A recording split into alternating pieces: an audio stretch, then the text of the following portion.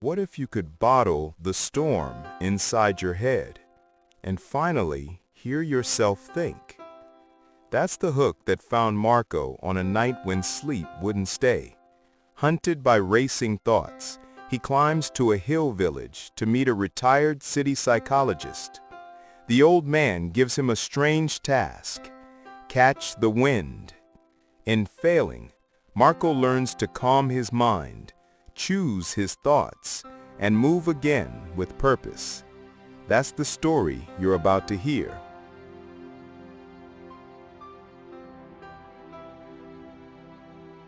Because of his thoughts, Marco's mind sounded like weather: quick changes, sudden gusts, a thunder of what-ifs that shook the windows of his chest. He would lie down heavy and rise heavier. Coffee didn't wake him. It just taught his heartbeat new tricks. The smile he wore in photos was polite and borrowed.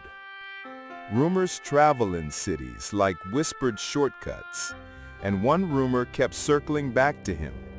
A village in the hills, a retired psychologist who still mended minds, but only for travelers who could carry their own shoes up the road. Marco didn't plan to go. He just ran out of reasons not to. When he stepped off the bus, the air felt new, like someone had washed it. The village was simple: stone steps, wooden doors, stray cats that considered every windowsill a throne. Marco followed the only street until it ended at a small house with plants that seemed to be thriving without permission. The door opened before he could knock. "You brought your weather with you," the old man said, not unkindly. They sat at a wooden table that looked older than both of them. The old man poured tea and waited, and in that silence Marco confessed about the thoughts that sprinted nowhere, the nights that chewed the edges off the days, the feeling that he lived inside a storm no one else could hear. The old man listened with his eyes, not just his ears. Then he stood, walked to a shelf, and returned with an empty glass jar. He placed it between them as if it were something sacred. "Go outside and bring me the wind," he said. Marco almost laughed, but the old man wasn't joking. So Marco went. On the ridge above the village, the wind moved like a living map. It charged and retreated, curled around his neck, pressed its cool palm against his sweat. Marco opened the jar and tried to trap the invisible. He flipped the lid shut, peeked, found nothing, and chased another gust.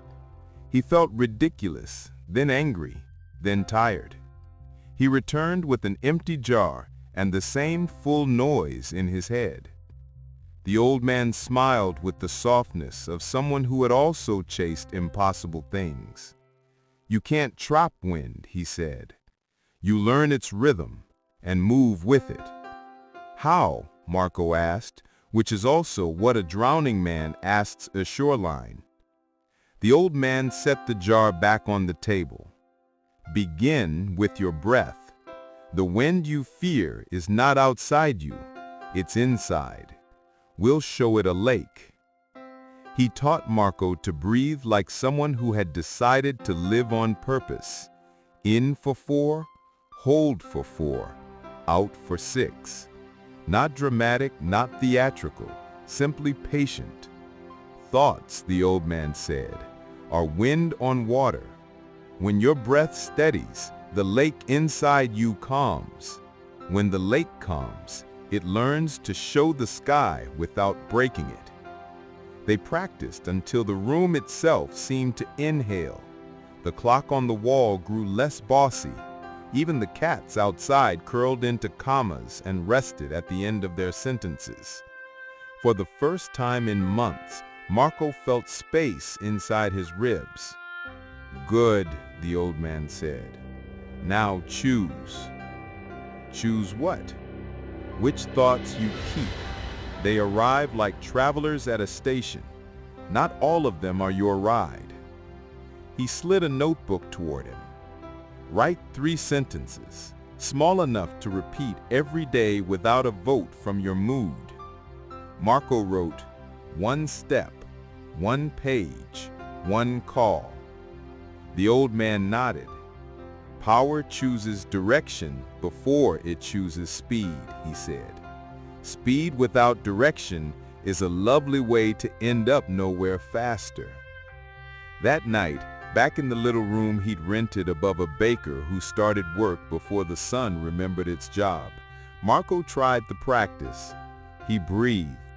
He watched the wind of his thoughts dance over the water of his mind, and he did not chase it. When a thought shouted, he did not argue. He observed. When a thought begged, he did not bargain. He breathed. The storm didn't vanish.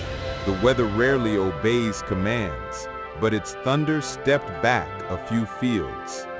Space returned like an old friend who'd been out of town too long.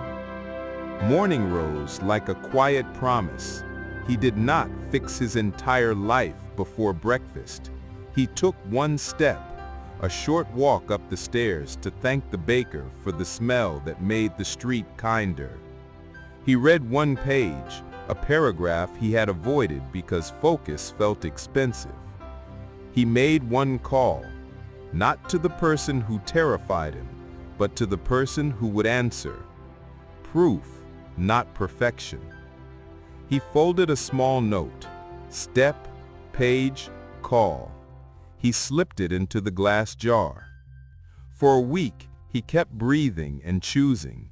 When despair came dressed as logic, "You're too late, you should be further, look at how they're running," he would hold the jar and count the notes. Each paper was a day the storm didn't get to write his forecast. He learned that he could be scared and still take 1 step, still read 1 page, still make 1 call. He learned that the lake returns to calm not by shouting at the wind, but by letting it pass. On the last afternoon, they walked to the hill crest where the world could be measured in valleys and the sound of bells carried by air that tasted like new beginnings. The old man asked him what he had learned, and Marco surprised himself by answering with the calm that sounded like a future he could live in. "I learned that my thoughts aren't all facts," he said. "That breath is a rope I can throw to myself when the water rises. That I don't need to be fast to be true. That if I keep my promises in small ways, the big ones learn my name." The old man placed the jar in his hands. It was almost full now, tiny papers folded like leaves. "Keep the jar," he said. "When the wind returns, and it will, remember that your job is not to capture it, but to know its rhythm. Breathe, choose, and move." They stood in a silence that didn't feel empty. It felt like a room prepared for guests. As Marco started down the path to the village, the old man called after him. "One more thing. When your mind is a storm, don't fight the sky. Learn the wind, steady the lake, walk your 3 steps." Marco smiled the kind of smile you keep. He knew the city would still be loud. Deadlines would still wear teeth. Comparison would send party invitations addressed to his insecurity. But he also knew that he carried new weather. Not endless sunshine, that's not real life, but a forecast he could work with. Wind that teaches, a lake that remembers how to reflect the sky. He would return to his street, to his desk, to the people who loved him and to the ones who didn't know how. On the first morning back, the noise would try to claim its throne. He would set the jar by the window where light likes to rest. He would breathe in for 4, hold for 4, out for 6. He would choose his 3 sentences and let the rest of the thoughts pass like travelers searching for trains that weren't his. And when someone asked how he had changed, he would say, "I didn't fix my life in a day. I fixed my day, and my life noticed." He would tell them about the hill village and the old man and the jar that can't catch wind but can catch proof. He would tell them that calm isn't luck. It's a quiet built brick by breath. He would tell them that speed comes last, after direction and consistency have had their say. The storm would still cross the world,